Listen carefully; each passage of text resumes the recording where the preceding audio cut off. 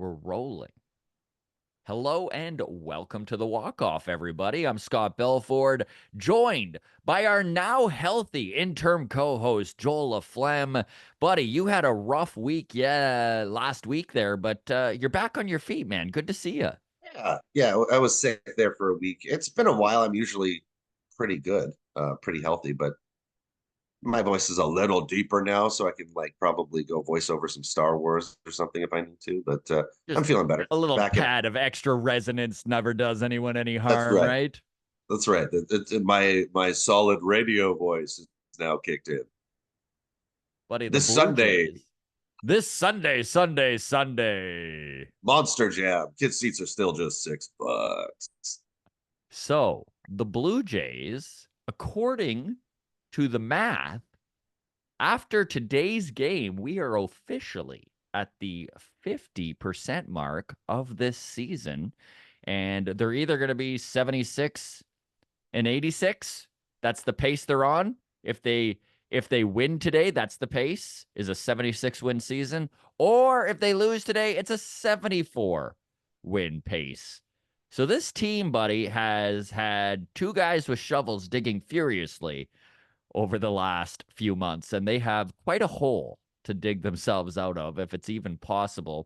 So we do have lots to talk about here today. We're going to get into the fact that, hey, to steal a sentiment from Lou Brown, manager of the Cleveland Indians in Major League, right? They won yesterday. They won 2 days ago. If they win again today, it's a streak. Mark it down. So we will talk this Yankees and Blue Jays series. We'll also get into the Vladimir Guerrero Jr. and Bo Bichette comments that everyone is losing their mind over. George Springer, Joel, we're seeing signs of life from the man. Yes. I didn't think Springer Dinger was even going to be a thing, and then he's hitting 3 in the last 2 games. I'll take it, and we'll get into it. Ross Atkins speaks, and the people rejoice, obviously. Yes. He comes down Ricky from on Tiedemann. high. So Ricky Tiedemann, Blue Jays #1 prospect, and the top prospect they have that wasn't caught for PEDs. So, lavish a little extra applause and a little extra attention on to Ricky. He had his rehab start in Dunedin yesterday, so we will touch on that. I spent the last couple days in Buffalo, got to sit down and actually chat with Riley Terada, and for those of you who don't know who he is, don't feel bad about it. This kid has been in the system for 5 years, but has literally really found it recently this year. So he went from AA, got called up to AAA, and since playing AAA has been the best player on the Bisons. He's hit 8 home runs. He's got an OPS pushing 1,200. He has versatility in the best way because he plays really good third and first base. There's a lot of players on this Blue Jays team and a lot of players in this Blue Jays system that play 8 positions and all of them below league average. And you're like, is that good though? Is that the Good to have versatility one we of those want? guys. Yeah. Not a team of those guys.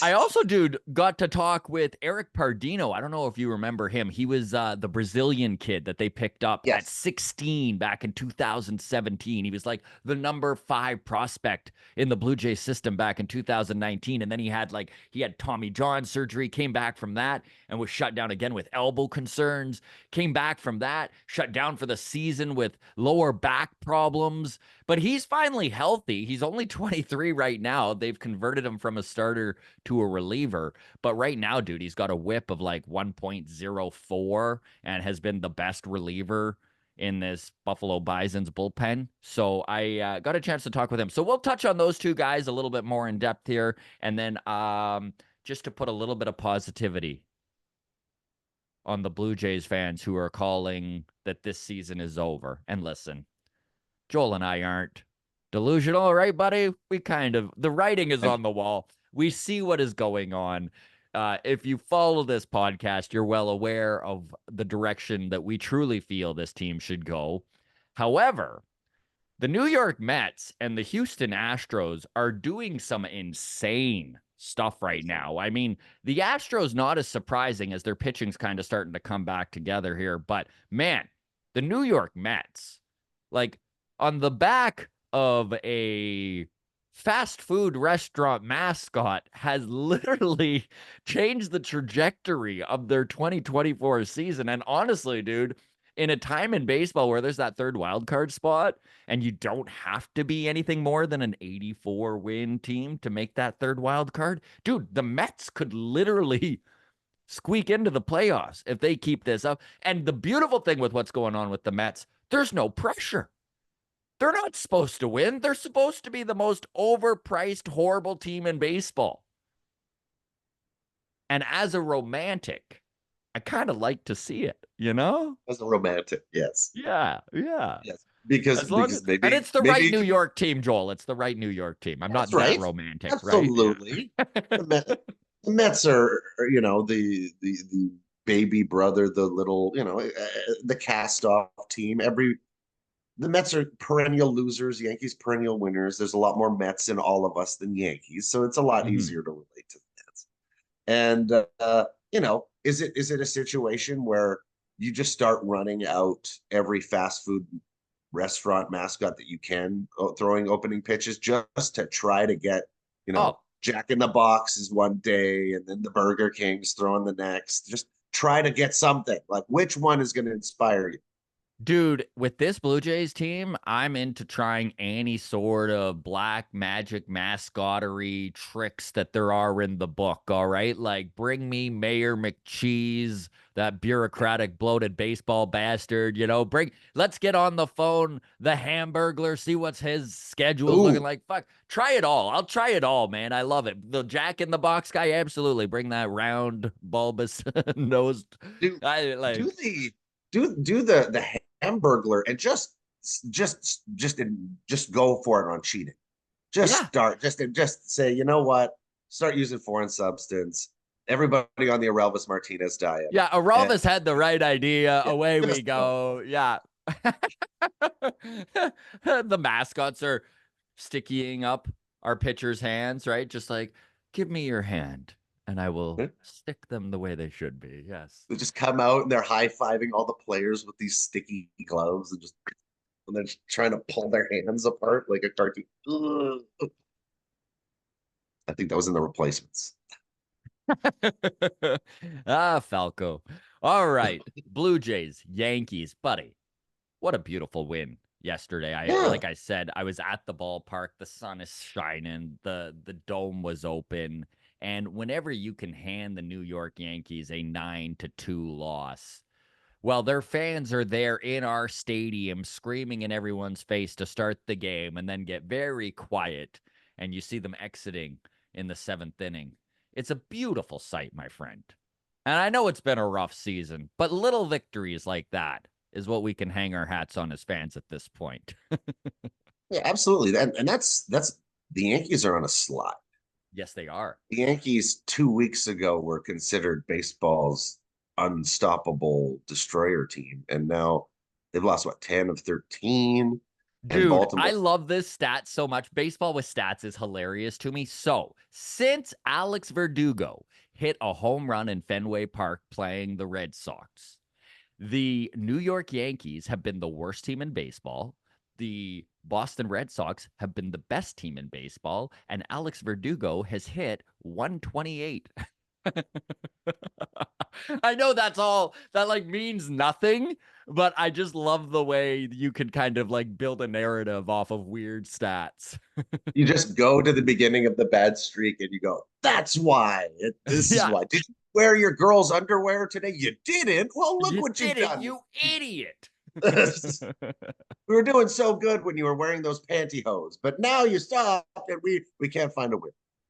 And listen, man, a lot of these victories, the Jays have two in a row now, but these victories have seen the home run ball be a big part of these wins, man. Like yesterday, George Springer hitting two bombs, two 3-run bombs. And that is something that this team has struggled with is hitting homers, but not just that, hitting homers with runners on base. It seems like anytime someone pops a dinger, it's a solo shot.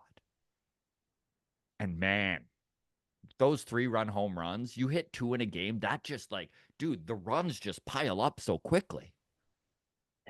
3-run bomb, right? Put 2 guys on and put 1 out, and that changes the world. And we saw a glimpse of like what the team had been, what the team should be. It should be that offensive production, like seeing Vladdy gets a haircut, and all of a sudden he knows how to swing. Like I that's mean, another this is the funny thing. narrative. Absolutely a hilarious narrative, right? Is that it's the haircut, not the hours and hours in the cage every day that he's putting in the work. But man, it's working. Like Vladimir Guerrero Jr. and George Springer are hot in the last 7 days. And, you know, I know that these are a small sample size, but there is some reason to at least enjoy what the baseball that's being played in front of us as fans, right? Like George Springer and Vladimir Guerrero Jr. In the last 7 days have combined for 7 home runs and 20 RBIs, 2 stat categories where our guys just haven't looked very good, right? On the actual production in front of us. Peripheral stats, be darned. It's good to see them actually putting runs on the board, man. And they need to continue doing this. And I know that Blue Jays Nation, and I'm going to get your opinion on this, we've been in a tizzy since Vladimir Guerrero Jr. was asked about basically all he was asked. Like the question was in Spanish, and it was, I looked it up word for word, the translation, and it was pretty much, if you got traded to the Yankees, would you play for them? And he was like, I'm a professional. Yeah, I would play for the Yankees. If I was traded there, I would play for whatever team I was traded to. And Yeah. I feel like the narrative and the panic in the fan base is a little unwarranted on that. And I could be, I mean, this is all subjective. We don't really know how Vladdy feels. But I think he just answered a question that had an obvious answer, and he answered it in the obvious way. Yeah. Did he say that he would sign with the Yankees? That's a little different, right? Like going in, you have. I'm I'm the type who, Griffey was always that way. I'll never play for the Yankees. I will just vehemently stand against them I till the will end of time. retire if they trade me to the Yankees. Yeah. Kind of that thing, right? And Vladdy had that similar kind of mentality coming up. He always gritted his teeth a little bit harder when the Yankees came into town. But at the same time, this is their job. These people cannot exclude themselves from work, right? That's just something that can't be done because saying that, hey, would you play for the Yankees? No.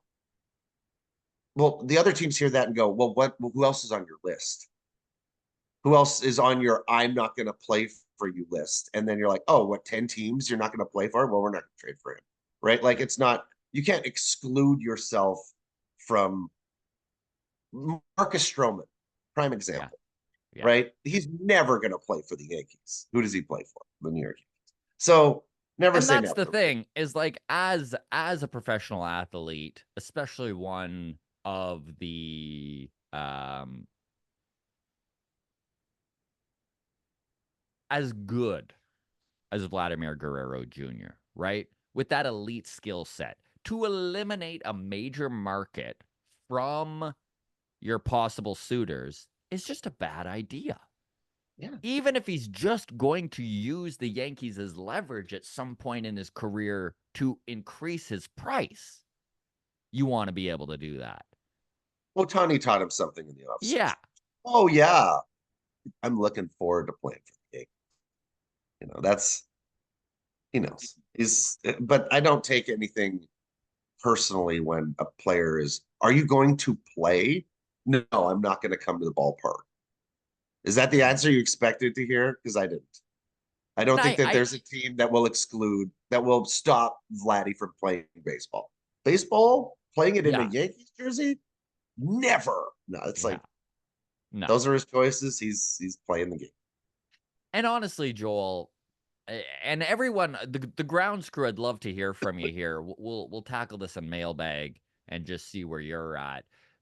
When you folks heard Vladdy's comments, I would love to know how you interpreted it. Like, what were you worried? Like, did it trigger like this feeling like maybe Vladdy really would go to the Yankees or wants to? I didn't really get that sentiment. Now, Bo, on the other hand, I also feel like his comments were maybe overblown a little bit, although I feel like Bo is more likely to leave, so it did hit me a little harder.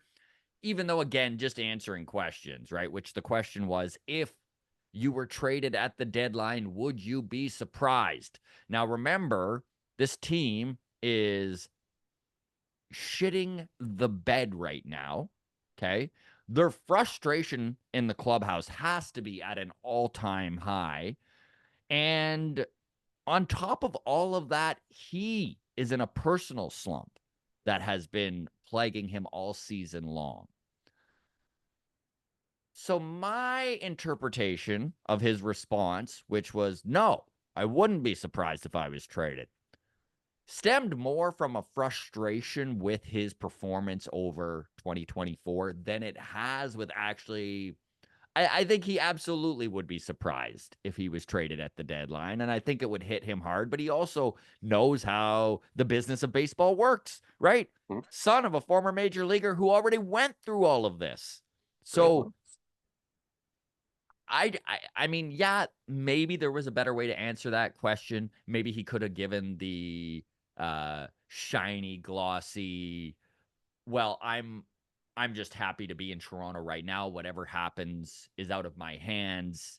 Until I'm not in a Blue Jays uniform, Toronto is all I care about. Yes, that would have been the perfect answer and probably would have squashed this uprising that has happened because of these comments. But honestly, for both of those guys, I really do feel like they just answered a question. Mhm. Where are you at on Bo's comments? Did it hit you harder than Vlad's or kind of the same? Bo's blunt. I don't think Yeah. Bo paints too many pictures of grassy meadows when it's stormy outside. He's he tells you what's going on, and it's a very basic answer to a could you see yourself playing elsewhere? Oh yeah, I could see myself being traded. That's what does that have to do with where the team is? How many years are left on his deal? Mhm. Is he valuable in a trade to like he did some GMing in his head. He was a GM Mhm. in his mind, and he's like, "Oh yeah, I can." That's it. Do you want the like? I'm a Blue Jay. I bleed blue and white, and I'm never gonna leave this team. Yeah, but like there also has to be some. Where's the faith? Where's his faith? He's had to come in 3 years in a row. Go, this is the team to do it. I believe in this team, and it hasn't. 3 years, just nope, nope, nope. Three iterations of a team that should be able to do it, should be able to Mhm. compete for a division. So eventually, your enthusiasm to go to the ballpark, you feel like you've been sold a lemon, Mhm. and you're like, so I do feel for Bo definitely that he's excited to see some different locales. It's a change of location is probably what he needs, and that's the worst. I hate saying those words. I'm Yeah, such a I Bo know. fan. Me too, man. Me I too. I wanted 15 years, 15 more years of Bo. Retire at 42, just trying to get to 3,000 hits and way past your prime. Yeah. That's the Bo that I want. I don't think that's Yeah, it. and I mean, I don't think it's the bowl we're going to see or have. And I mean, logic is coming hard and fast at these guys, I think, is a big thing. And so we'll talk a little George Springer here because Joel, honestly, man, and I could be wrong, but I really do feel like George Springer, the fan base is rooting for him. I know there's a lot of people who are like he's washed up. We've even talked about it. Is this the best we are going to get out of George Springer? Is he now a 150 hitter who is basically a bench piece who's getting everyday playing time because they're just fingers crossed something happens. But I will say this, okay? There has been positive signs out of George Springer for the first time all season. And I know that I was watching his batting stance. Chris Black at Down to Black posted his batting stance from the beginning of the season and his batting stance last night, side by side. And I was actually pretty surprised at some very significant changes. Number one, the barrel of his bat is straight up and down. He's not moving his hands either. You know, you watched him at the beginning of the year and he's really moving his hands. He's very, very still in his approach now. And the way he lowers his elbow and gets the barrel around, he's obviously cheating a little bit, but my God, cheat away, George, if you're going to hit bombs like you did last night. 6 RBIs, 2 3-run shots. He went 3 for 3 with a single and 2 dingers. He reached on a catcher's interference, so 1,000 on base percentage. And George Springer versus, this was a really interesting stat. George Springer versus 96 mile an hour fastballs or more. Where is the number? He saw 389 of those pitches since the beginning of 2023. He hadn't hit a home run on any of them. Both those dingers last night, dude, were on 97 plus. Yeah, So and one was in on his hands. Like, oh yeah, he now, got to the gas. small sample size, and listen, everyone who's just can't wait to get in the comments and tell me I'm an idiot and George is still washed and he just got lucky. Listen, I'm well aware we need to see a lot more out of George Springer before we start talking about he's fixed or anything like that. But when you are in a funk like George Springer has been in this season, you take any little positives you can and you try and build on it, right? He knows. You don't think George Panic isn't in a panic? George Springer isn't in a panic right now, right? Freudian slip there, but like, of course he is. He knows. He's not a dummy. He's aware of how important he is to the success of this team and that a lot of what is going on this season is on his back. He knows.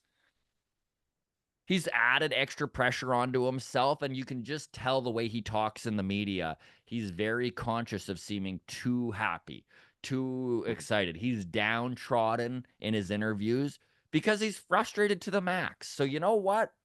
Little things like a change in his batting stance is starting to work. I say build on it, George, because honestly, George Springer hitting even at 80% of what we saw out of him in 2021 and 2022 would be massive for this lineup. Yeah, I'm the hitting the fastball is real good. And it's that point in your career where what is your pitch? What's your pitch? Right? Like George was a guy who could be on top of the gas and account for the breaking ball in his prime. He could look gas, react breaking. Now he doesn't have a pitch. I mean, up to recently, he hasn't had a pitch.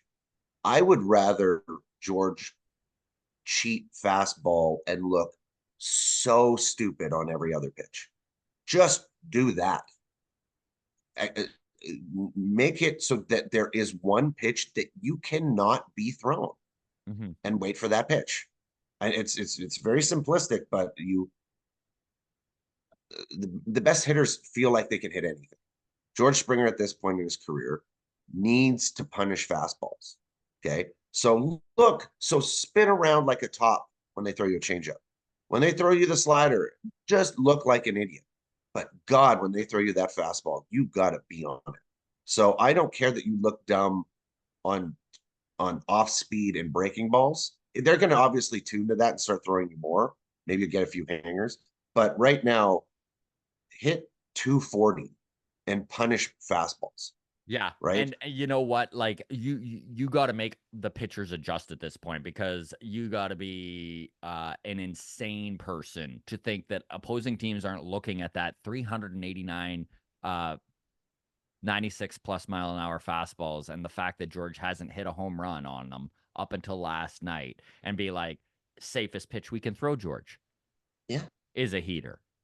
Hmm. You And got to George turn that needs to entire scouting report around. he needs to hit a few more of these. He needs to keep doing this because he's going to get fastballs. And that is the thing, right, man? Like, if he can actually start to catch up to these high heaters, right? And he can start turning on some of these inside fastballs they're throwing him like he did last night. He's going to put up some crooked numbers over the next couple weeks because the pitchers aren't going to adjust yet, right? He's going to have to prove that he's able to catch up to them. But once he does, then it's all about adjusting again. But he could really he could go on a real home run span here over the next Turn himself couple into a weeks. tradable commodity. That Oh, would be wouldn't rather that nice. be insane if they could somehow manage that? Like, I mean, even if they only got to eat half his money, that's a pretty big win here. But no, I'm rooting for George, and I, again, like, even though I have been very adamant that George is a huge problem in this lineup because he is. If he's not a huge problem in this lineup anymore, fucking great. You know, like, I'm not cheering against George Springer. Like, some of the messages that I've gotten from people who just feel like I'm being way too harsh on the guy, I just get frustrated because I'm like, I'm not cheering against him. I want nothing more than George Springer to be the guy that we paid $150 million for, dude. Yeah, frustration has to like a lot to do with frustration is the dollar amount next to them, right? Like Mhm. I can deal with Varsho struggling here and there because it's a million, it's 2, 3, 4 million dollars next to his name. It's not 25 million. It's not 17% of the payroll. 17% of what we put towards wins is a loser, right? Like it sucks. That's what makes you react hard in these scenarios because you know that that money reallocated could be three average players, right? So Mhm. yeah, it really does sting when you and there's a track record that isn't being met, right? Like here's the past, here's the history, this is what we paid you for, and all of a sudden you started playing completely different and not in a Mhm. good way. The And anti not Batista. the anti Batista. Yeah, truly, truly. Okay, so fingers crossed that George continues on the heater he's on. He's had a really good week of baseball, and the dream is he can take some of these positives and continue to build on them because his confidence is not what we're used to seeing out of George Springer. And how can it be? I think that's a good point too, his confidence, right? He seems like he's a confident guy. He wants to Yeah. be happy. I think if he is not enjoying coming to the ballpark, that's already going to be a hindrance to him, right? So Mhm. just the fact that he can feel like himself for a little bit might snap him back into the, you know, we are you are who we think you are, George. Please, just you need to think that now too. Okay, now for a portion of the podcast that I'm sure will excite everybody, which is the comments Ross Atkins made yesterday in the press conference. And I mean, I will say before we even get into this, there is nothing Ross Atkins can say to this fan base that is going to be taken as anything but insulting. You know, like Yeah, it true. really is at the point where he's crossed that threshold of being given any leniency by the Toronto Blue Jays fans, and he doesn't deserve it anymore, right? So yeah, he's getting ripped apart because there's nothing he could have said. But there were some interesting things that were brought up. I know that he said, I just expected us to score more runs. I think everyone in the building did, and we need to find out why that didn't happen. Now, that in itself is a frustrating thing to hear as a fan base because this and you know what? I think it was Long Toss on Sunday, Craig with Jay Bird Watching podcast mentioned this. And he said that a lot of people are saying Ross Atkins played it safe, running everything back. but he feels like it was actually the ballsiest thing he could have done is look at this failure from 2023 offensively and be like, you know what? Trust the process, right? Push it back. And I kind of agree. The more I think about it, the more I'm like, that was a ridiculously ballsy thing to do. Totally wrong, in my opinion. Yeah. Yeah, But like just taking on a freight train head on. I could do it, right? Like, oh, yeah, I ballsy as can do hell, it. But yeah. stupid as fuck, right? Just like, just oh yeah, ballsy. Yeah, it's you know, ballsy having sex with Yeah. somebody who has a sexually transmitted disease. Ballsy, Man, but and not very this smart. this is another one that got everyone riled up because he later added, "We believe in these hitters. We believe in these players." Joel, a list of things Ross Atkin also still believes in: Santa Claus, trickle down economics, your dreams, the TTC here in Toronto, and of course the motherfucking process, right? Yes, all things that the problem was I have a feeling Ross's mom was slipping coins under his pillow far too late into the process and still calling it the tooth fairy. Mhm. And it's it's a situation where it's ballsy that we ran this team back, but he should have done it in 2021, right? The time for running a team back was the youthful, we hadn't blown our wad, we score a hell of a lot of runs, we hit a ton Mhm. of homers. That's a team to rerun, not the team that's like, hey, this team was expected to do good, but didn't. And you're like, Mhm. we roll that again and Yeah. things may change. Huh? Yeah, this No, team that no, the pitching those, staff literally dragged a dead carcass of an offense behind them to the wild card. Let's run that back. You know? yeah, this is the time I'm sensing it. I feel ballsy. Like yeah. So and the idea that we don't understand why these guys aren't scoring runs. You got rid of all the guys who scored runs. It's not, Mhm. this is 1+1, 2+2 type math here. How is this happening? Well, you had a bunch of guys on the team that were good, and now they're on other teams being good, and that doesn't help. uh, And you replace them with players who aren't as good. Therefore, now we're not as good. Like, where's the person in the room just laying that out for him to hear? And you're fired, buddy. You don't know baseball. I go back to the Billy Bean Moneyball. Like, he's a good hitter. He's hit everywhere. Okay, if he's a good hitter, then why doesn't he hit good? yeah. Right? It's just that. If he's a good hitter, then why doesn't he hit good? That's kind of where I am. Oh no, trust me, whatever is going on the field, that's not who he really is. Yeah. You'll see And I who he think really.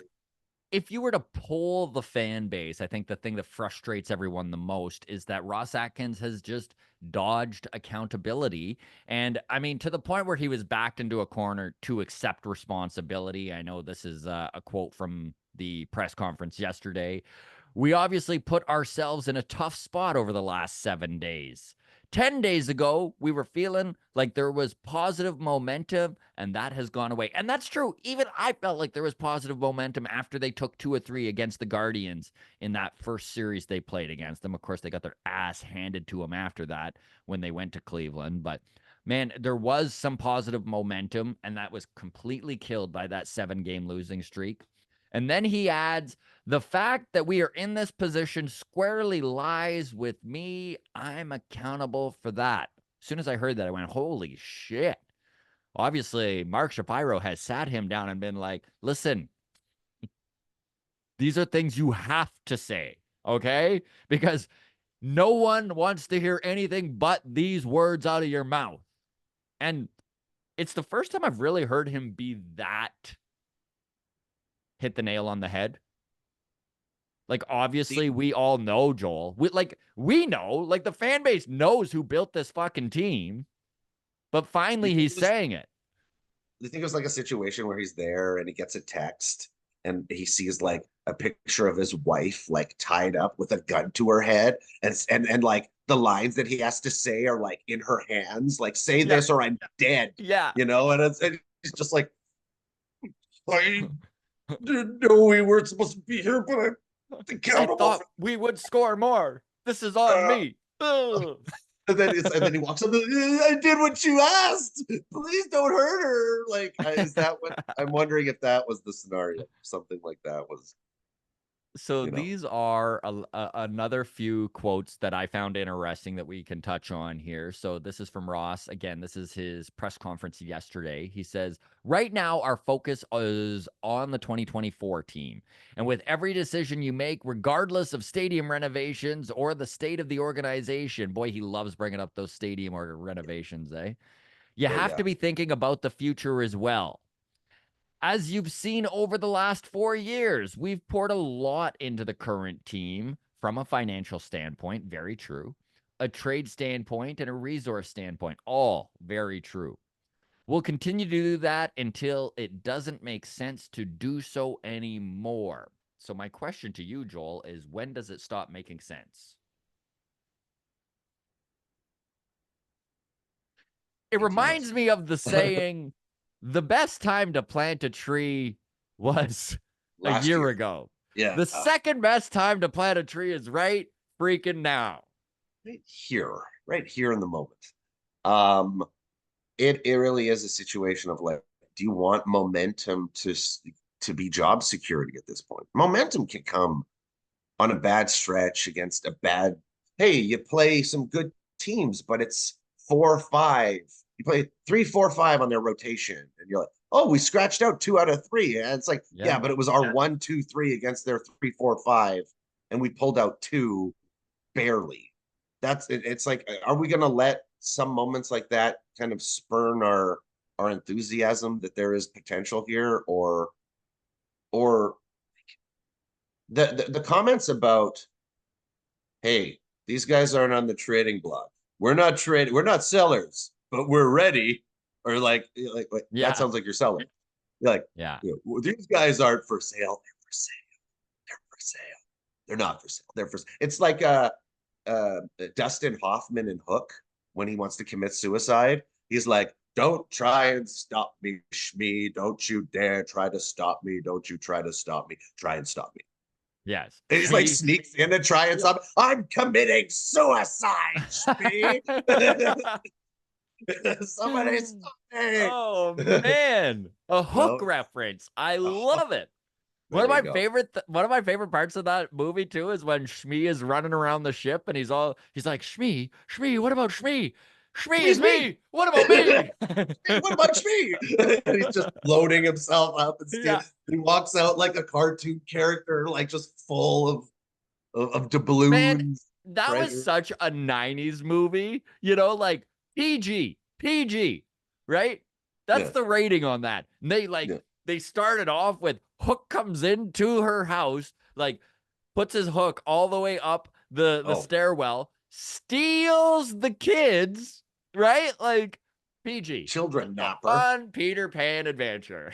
Yeah. Oh, Spielberg is like, kiss my ass. We're gonna Oh dive into man. some shit with this one. So And, I will and leave. it's a good segue because some of these people on this team need the hook.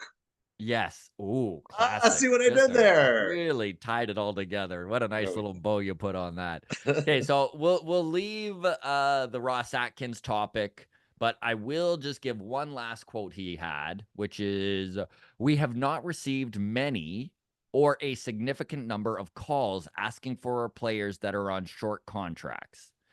It's more about just downloading where we are from a strategy standpoint. Feels like the buffering signal, right? It's just like Downloading the where we are. wheels the wheels Strategy. spinning, but yeah. What was that line? He's downloading where we are from a strategy standpoint. It's more about just downloading where we are from a strategy standpoint. Quote unquote. That just sounds like What I a don't funny know way to where I am. say we're ready to sell. Yeah, it just sounds like I'm lost in the desert and I don't know which direction to go. The Mhm. compass is spinning. Uh-oh. I'm on an iron plate and I can't tell which direction is up. You know, I that's you don't know where you are. It just sounds like you don't know where you are from a franchise standpoint at the 81 game mark. And again, Hmm. man, we've talked about this ad nauseum, but really the frustration from this fan base is just it really does feel like there's no direction currently with this team. And I think obviously as their that losing streak put them even further in the basement of the AL East, I think that they are starting to truly consider that it's time to maybe sell. But comments like that, you're just like, who do we have at the helm here? And how did he pull this off? Like, why is he here still? All right. We can shit talk Ross Atkins all day long, but let's move on to a No, let's keep shit talking You're out. like, Let's no, not. no, no, we're not done yet. So we'll move on to a happier topic. Obviously, the Toronto Blue Jays' number one prospect, 22-year-old Ricky Tiedemann. He has struggled to stay on the field over the last couple of years. No Tommy John yet. Fingers crossed that we don't need to deal with that. But the real scary thing is that for the amount of time that he has missed, if this does all just wind up being he needs Tommy John May of 2025, you really start to get into that. And we are going to talk Eric Pardino shortly, but you really do get into that scary realm of like, you're kind of eating a 5 year chunk off this kid's start of his pro ball career, right? You know, like it's already been coming up on 2 years where he hasn't really been able to build up past about 50 to 70 innings. And then if he does wind up in a TJ scenario, you know, that's best case scenario 9 months, worst case scenario 18. Anyways, I don't want to get into worst case scenarios, but he is healthy. He's back. He's in Dunedin right now, pitching in the Florida Coast League on a rehab assignment. He pitched last night. He looked really good. Obviously, he is pitching against teenagers. But what I did like about what he was doing last night is he pitched last night and threw 40% fastballs in his outing, working on his breaking pitches. I mean, obviously the fastball just is so overpowering to these kids in the Florida Coast League. Like, Yeah. obviously, right? So he was throwing his sweeper, which is probably his second best pitch, and has continued to improve. And it's got some good rip on it. Mhm. So if he can really master that pitch, I mean, sprinkle in another breaking ball, and you've got a pretty darn good starting pitching repertoire, right? Like that Yeah. sweeper is so deadly, which is just, I mean, it's like the Dave Steeb slider for all of you who are like, what's a sweeper again? It's just a slider, but with extra fall on it, extra rip on it. But he was Yeah, throwing it it's a 35% of the time. gyro slider, right? Yeah. It Yeah. maximizes Yes. seam grip rotation and it maximizes spin efficiency, right? Mhm. It's a um with Ricky, it's scary, man. Is like sweepers sweep across the entire league, right? That's what it's called, the sweeper, and Yeah. sure enough, it sweeps across the entire league. The injuries kind of have gone up with it. You Mhm. know, this pitch comes in and it's another wrinkle into what an elbow is supposed to do, right? Like we've got, you got your changeup, you got your fastball, you can two seam it, you cut it, then you start to do this, right?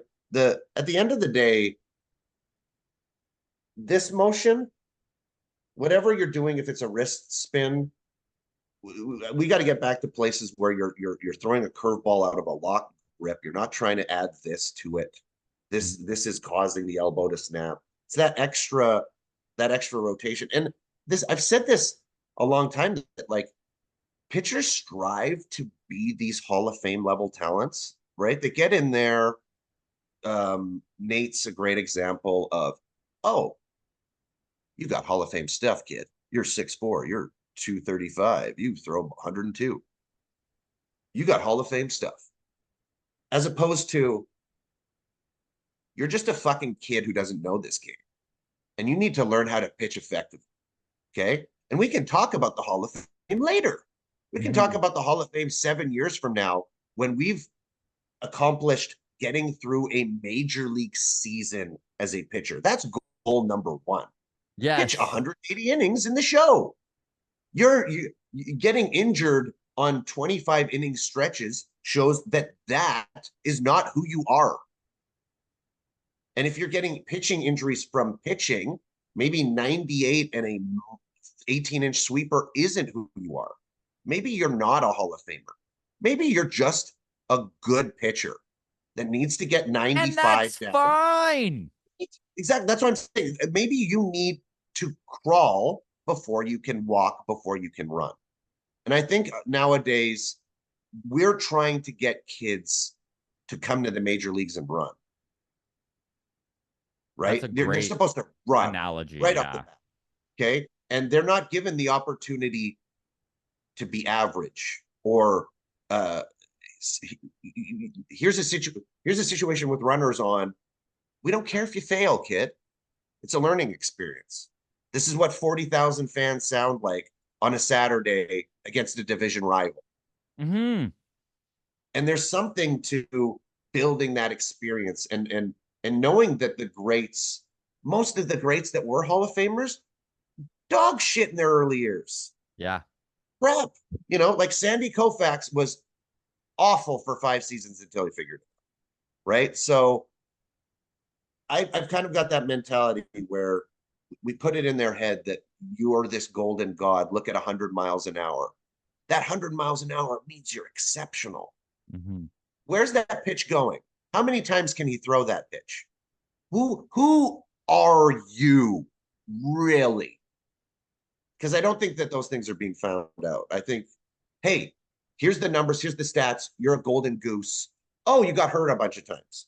A great example of this is Charlie Morton, right? Not a Hall of Famer, not a Hall of Famer, but look at the career that Charlie Morton has built for himself post 30 years old. He is doing stuff. I mean, he's 40 years old. He's talking about retirement. He's still sporting a 4.2 ERA, right? And he's like, I just don't have it anymore.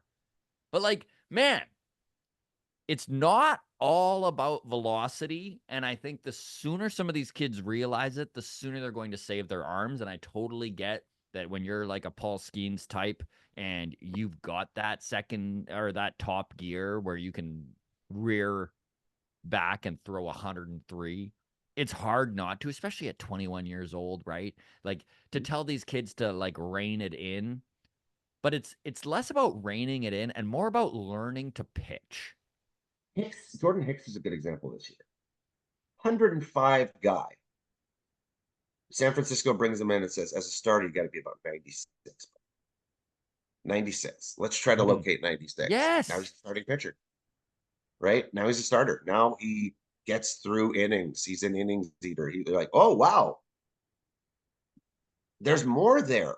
Do you understand what pitching when 96 is and then tapping 100? Mhm. Tapping into it. That's a Mhm. weapon, right? Here, I can over, and it's a sensation of how your fastball works on the day. Is there a little bit more life to it? Do you have a little bit more movement? Oh, 96 is playing today. Oh, maybe I need to take it up to 98. Maybe I need to take it up to 100 in the fourth here to get out of this scenario, right? It's running a race car at different gears when it needs to be run in different gears, right? And Skeens, if Skeens, I want Skeens to never get hurt. Yeah. Okay. When it comes to these types of pitchers, I never want them to get hurt. I didn't want Garrett Cole to get hurt. And me and Garrett Cole are like this. I never want pitchers to get hurt. No. It's terrible on the game.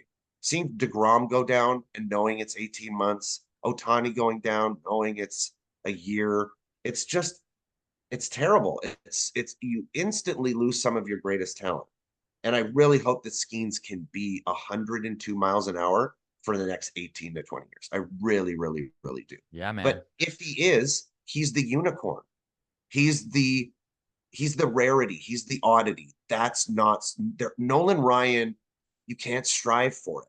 It's impossible. It's it's an unclimbable mountain that has truly only been climbed by about 10 or 15 guys. in the Mhm. history of the game.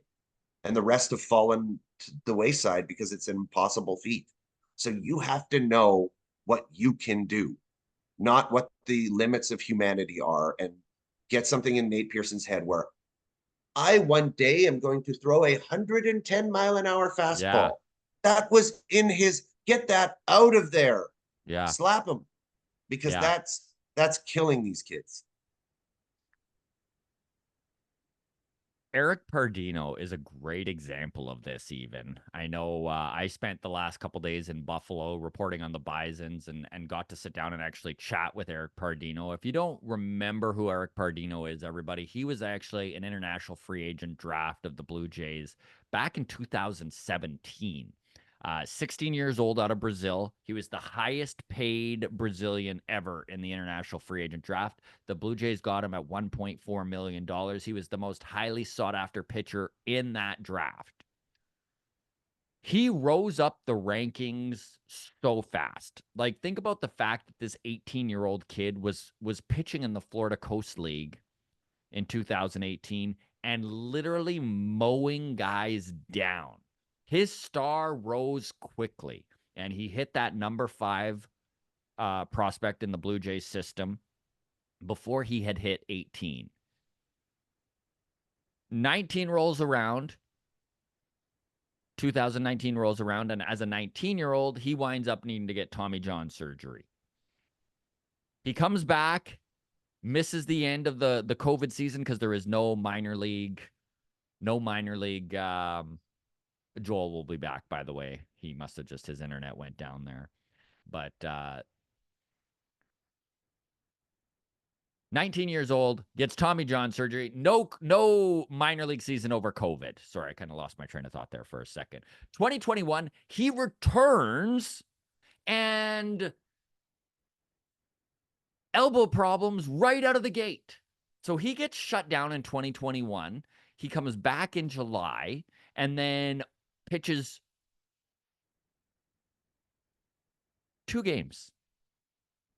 Then he needs to get shut down because his back is killing him. His back tightens up. Welcome back, Joel. Sorry about that. Comes back. Then he starts a season in 2022 for the first time. Now the Blue Jays decide, listen, this kid is too injury prone to push him as a starter. Let's transition him into a reliever. Struggles incredibly at doing that. And he was just kind of working with too many pitches. You know, he still had that starter mentality, which you need to get that out of your head when you're a reliever. It's not about dialing things back and going for the long haul, right? Like, you really need to be dialed in. You got to get these guys out. So he had a whip of, like, between last year, 2023 and 2022, he had a walks, hits, innings pitched of 1.6. Horrible. Came in this year, dude, and found another gear.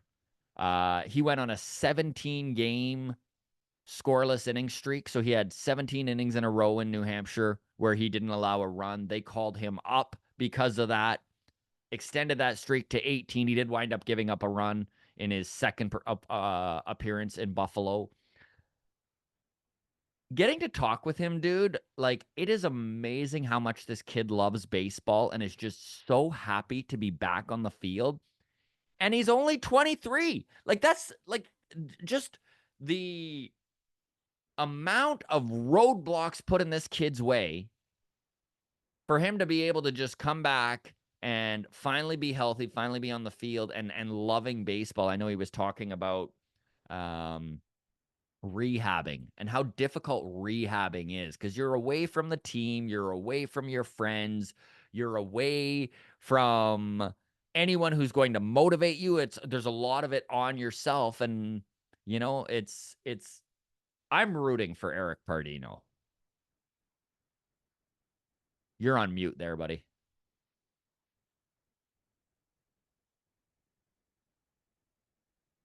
Sorry about that. No, no. Yeah, no, the pitching injuries are so you're this majestic creature and then you're reset on an injury, right? And so to be able to come back from that is that's one of the building processes that really like you sit there and all the things that you've learned or unlearned to go from a starter to a reliever, but just the crucible of coming back from serious injuries in this game, right? Mhm. And having to you're pretty much being reset to being a child. And then the journey to getting back there is like 18 months of learning the game over again. And in 18 months, you're rapid firing all of that muscle memory back into yourself as it's deteriorated from having to have a massive surgery. So it's I think you can take a lot from just getting over that, like the dietary stuff, the rehab that you need to do, and just The putting your head mental down. toughness too, Yeah. right? Like, Right. you know, like that is one thing where we watch a lot of young ball players not being given obstacles, right? These top prospects that just kind of cruise through the minor leagues and then they hit the majors and it's tough. Jackson Holiday is a great example of that, right? One of the most highly touted prospects of the last half a decade. And just he's still in AAA right now, right? Like that's the thing, right? He was given the opportunity out of spring training, or actually, it wasn't out of spring training because they were manipulating service time. But after the 3 weeks that allowed them to, keep an extra year of arbitration, they brought him up and he Yeah. struggled mightily. And it was the first time in his career he struggled. And so there is something to be said for those guys who, like Eric Pardino, who has just like life obstacles to overcome, health obstacles to overcome, and can really build that mental toughness tool. Because it is, man. They talk about the 5 tool players, but like you know what? We all know there's that sixth tool, right? And it's all between the ears. Yeah. And it's just like there really is no equivalent in any other sport of a position that is so overwhelmed by debilitating injury, right? It's not like, hey, you're a 19-year-old draft pick in the NBA, but now you can't dunk for 2 years. Deal with it. Like there isn't that Yeah. thing, right? Like, don't get me wrong, there's knee injuries across all sports and everything, but it's pretty, it occurs when it occurs. It's an accident. They come down, somebody hits them in the knee. That happens in every sport. It happens hockey, basketball, football, soccer even. And but in baseball, the singular mechanism that you use to pitch, you're susceptible to an injury that will take you out. And this injury hits 50% of Mhm. pitchers. It just doesn't exist. It doesn't exist on any other sport that says you will put in 15 years of your life as a child to dedicate yourself to being a pro athlete. And as soon as you're signed, boom, you're going to explode and you're going to have to Yeah. rebuild yourself. Like that's such a mental toughness building process, right? And I hate for it to happen to kids, but you're learning when it's a good time to learn. Mhm. And you learn how your body works and what Yeah. feels right. I know we've talked about this a few times when we got to sit down with Eric Gagne. That was one thing he really brought up, right? Is that with analytics today, kids are being fed what they should be doing and how they do it, but they don't understand the why and they don't understand how they feel when they do it. And it hurts the arm, right? Like if you don't understand why you're putting that spin rate on there, you don't understand why you're only throwing fastballs in this count. It's The counterintuitive. the one thing I loved from him was it was like, what pitch do you go to when you need a strike to get somebody out? What's your go to? And he's just like low and away fastball. Yeah. You're like low and away fastball, and you're like, yeah, that's the pitch. That's the pitch every kid needs to be able to dot, And I loved right? you stopped him there too, and you're like always, and he's like, yeah, always. Like it When wasn't the like interview was done, let's I check went, the analytics and see what happens. Like no, it was like no, nobody hits the fastball low and away. Like you just I, don't. yeah, I know what I can Vladdy do with that Senior, pitch. maybe. Yeah. Yeah, yeah, that's true. And but he's just he just knows his pitch. He knows where to go to get an out, to get a weakly hit ball, to get a strikeout. And the fact that it's the low and away fastball, right? It's the pitch that everyone should have. Mm-hmm. Everyone should have that pitch in their bag. And at their best, we did the interview. I went back and I looked at Gagne's consecutive save streak, just the highlights of the moments where he's getting, and I swear to God, a third, half of those pitches are gas Yeah. low and away, Yeah. and it's right there. And it's very, there's a mentality in the game where you are being taught this high octane way of being this exceptional version of yourself. But the game has so many interior solutions that if you just look at the sport, you're like, cool, you've got a sinker that breaks this much, you've got a cutter that breaks this much, you've got all of this break. Can you dot a pitch when you need to? Can you locate the most basic pitch in your repertoire? Can you locate that one? Well, let's focus on that first. You know what gets guys swinging on a low outside fastball? An 0-2 count. And that That's is right. just Getting that ahead. is just where, sometimes the obvious gets missed. And the obvious is if you're up 0-2, you can do almost anything. As with all of the cards are in your hand at this point. Oh yeah.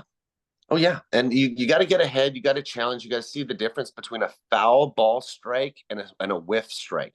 Another thing that I laugh at is that you see so many whiffs early in counts, and then the inability to finish a guy off. And you're like, well, your whiffs came early. You got your whiffs early, and now you can't get him. Now you can't Now you finish him can't get off. your whiff. Yeah.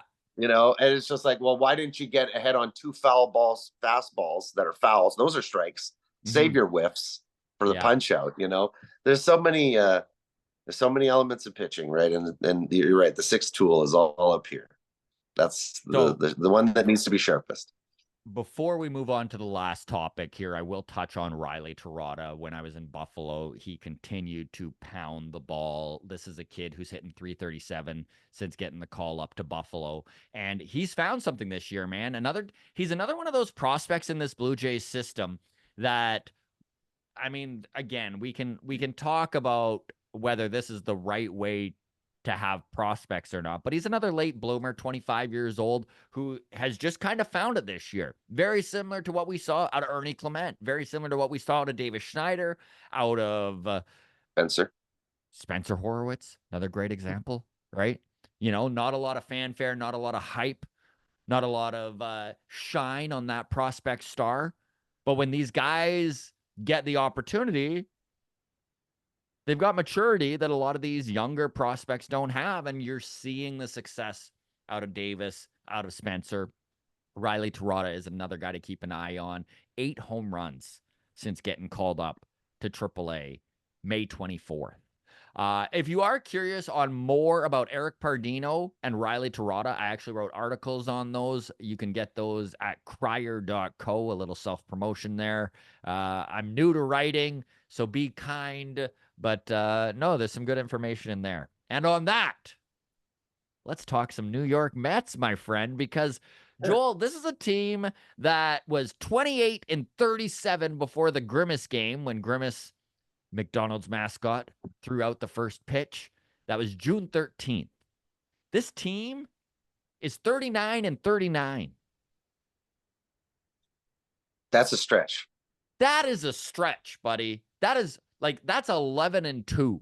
And I talked about it off the top of the show here, but in a world where the third wild card probably needs somewhere between 84 and 88 wins, man, the Mets are right back in this thing. Yeah. Yeah. It's funny how 2 weeks will change your season. One of my best baseball friends is out in New York, and the life-changing element that the Mets being good all of a sudden was to his life, like depression, sadness, I don't want to live anymore. Not that bad, but Yeah. like so entwined with His where your emotional team is. well-being. Yeah. So us And then sports fans, we got to work on that. and then then 2 weeks later, and it's the love affair that he has reignited with his team. Yeah. I'm like, come on, guys. That's what I meant. I said it earlier. Let's just run out the fast food mascots until we get a winning streak here, because baseball, for all the analyzing and stat keeping and algorithms and trying to break down the game, sometimes a moldy sausage is what you need. Mhm. Sometimes a monkey is what you need. Sometimes a fast food restaurant mascot is what you need.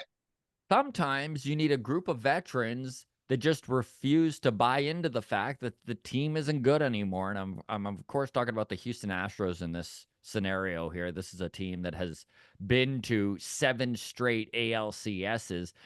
Joel, this team, May 8th, was 12-24. Yeah. They were 12 games below 500 in the second week of May. They are 40-40. Yeah. That's to have that reeled in by the All-Star or the halfway mark of the Yeah. season. I mean, Scary. look out Seattle. That's all I can say. The West is not done yet. And Mm-hmm. the Houston Astros have the pedigree, they have the confidence, they have the pitching, maybe not right now, but possibly by the end of the season to go on a run again. This is a very good team that was underperforming incredibly. Like, just everyone knew it. And it got so bad, people were starting to think maybe they're done, right? Like, maybe this is the year where they need to consider retooling again. I don't know, man. So we'll end on this. And grounds crew members, feel free to drop your comments and let us know. Listen, the New York Mets, I really don't buy they're a better team than the Toronto Blue Jays. I don't. Mm-hmm. I mean, are the Houston Astros a better team than the Toronto Blue Jays? Probably. But we have watched both these teams overcome far bigger mountains than the Toronto Blue Jays are looking up at right now. Not to say that there isn't a hell of a hole to dig out of. Is there a third wild card hope still for the Toronto Blue Jays? Fangraphs, by the way, says that the Jays have a 4.8% chance currently. Oh, 4.8. Wow, I didn't know it was falling that far. Sorry, that was 4.8. Somebody's got to lose their job. Um uh but 37 and 43 I is where the I Jays don't are at. I don't think this team's I don't think this team is Yeah. that team. Is there hope that it can be? The hope comes from the fact that there are Gosman, Kikuchi, Barrios, and Bassett are your run. They pitch lights out, and you don't have to be that great with your bats to go on a run. The hint that Justin Turner over the last 6 weeks has not, he's an up and down type hitter, I guess, at this stage of his career, but there's still ups to be had, you Yes. know.